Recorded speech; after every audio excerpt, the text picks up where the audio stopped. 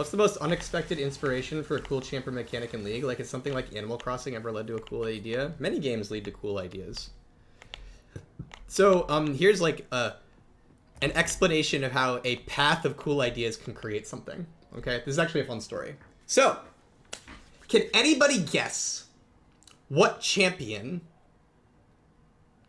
Viego's passive was somewhat based off of in terms of like things we were thinking about? You might be surprised by the connection. Can anybody guess? I don't think anybody's going to guess unless they've heard me talk about this before. But there was another champion who was exploring certain concepts, and Viego's passive ended up being kind of based off of one of those concepts they explored. Viego's passive being his transformation, his possession, his, you know, taking over other people. I'll give you time to think about it. I'm guessing none of you will get it right, though. And then he who quacks will, like, clip out all of this thinking. None of you got it, actually. So, sorry, but by the way, Silas is an obvious answer. Viego is partially inspired by Silas's passive, because, like, Silas, like, let us be able to do it. But Silas is not actually who I'm talking about here. Oh, no. Okay, we're good. I don't die. I live. We are living. Okay, we're back. Let's see if anybody guessed it. Mordekaiser, Leona, LeBlanc, Rubik, Zed, Wukong. Okay, great. No one guessed it. You're all wrong. Okay, so Viego's passive, one of the original inspirations for trying it, was Seraphine. And here's how this happened. The designer of Seraphine, Jag, was making a pop star character. And when you're making a character, you're often thinking about, like, hey, what types of things are, like, thematically on point for a character I'm working on? And one of the things he tried was mind control. The idea that Seraphine was, like, so charismatic and charming that she could straight up mind control you and, you know, force you to do what she wanted. And so he had, like, a thing on Seraphine at one point where, like, she could, like, you know, like, grab your Jinx and force the Jinx to attack the team. A little bit like Renata ult. And so Seraphine tried mind control. Didn't work out. But, you know, Jag was always, like, very interested in mind control. And, you know, he tried it on Seraphine. It wasn't working out for her. And then, like, I was working on Viego, and, I couldn't figure out a passive. And I was like, this guy has ghosts. He can turn you into wraiths. Like, what am I doing here? And Jag suggested, he was like, what if Viego mind controlled you? And that's how he, like, you know, possesses you and turns you into a ghost, is like he's actually controlling your body. And then I was like, oh, well, that's interesting. Let's think about mind control.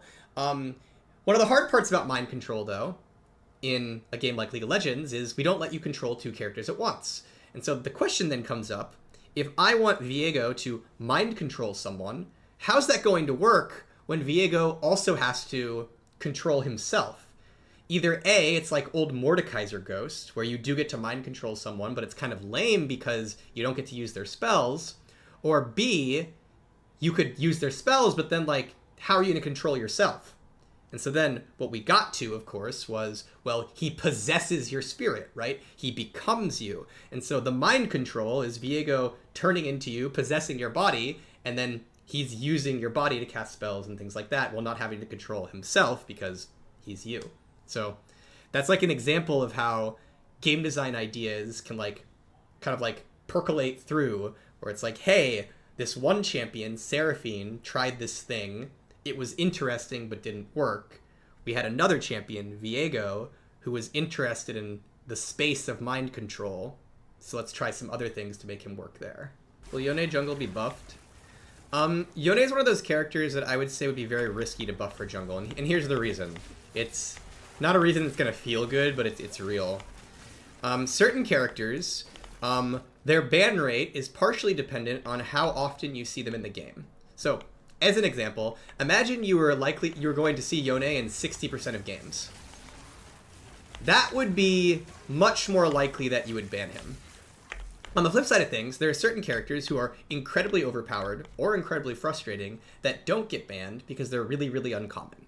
Like, I would make the argument that if Zilean was in 30% of your games, you'd probably see a much higher Zilean ban rate, as an example. And so one of the things we've seen when we buffed certain frustrating mid lane assassin skirmishers to jungle in the past is that because they show up more often in your game, because now you'll see them in mid and jungle instead of just jungle, their ban rates skyrocket, which ends up causing us to have to nerf them for everywhere.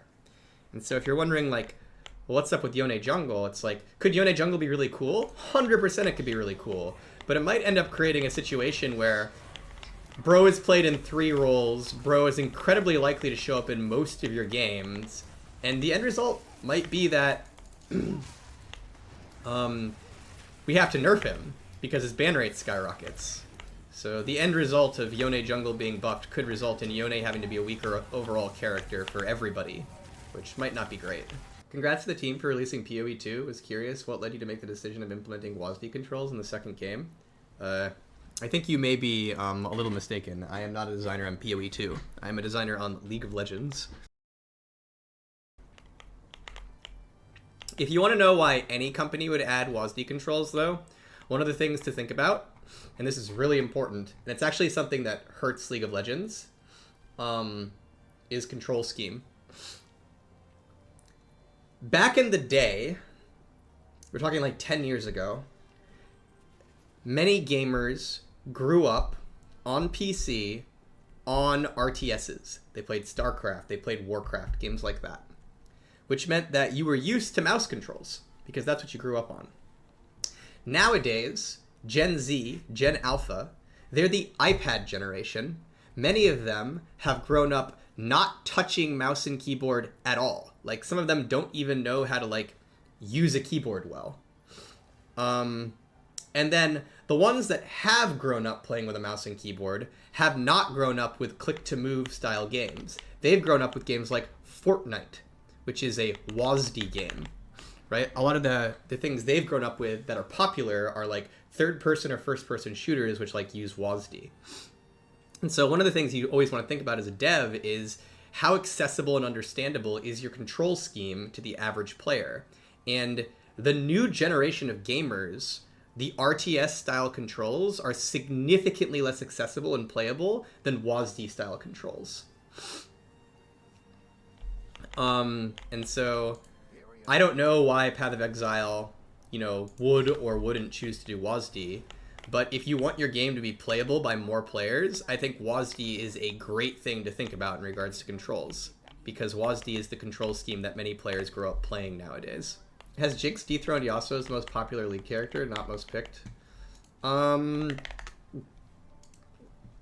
most popular League character nowadays, it depends on the patch, but it is often an AD carry. Characters that tend to be in the running are whoever the most popular AD carry is at the time.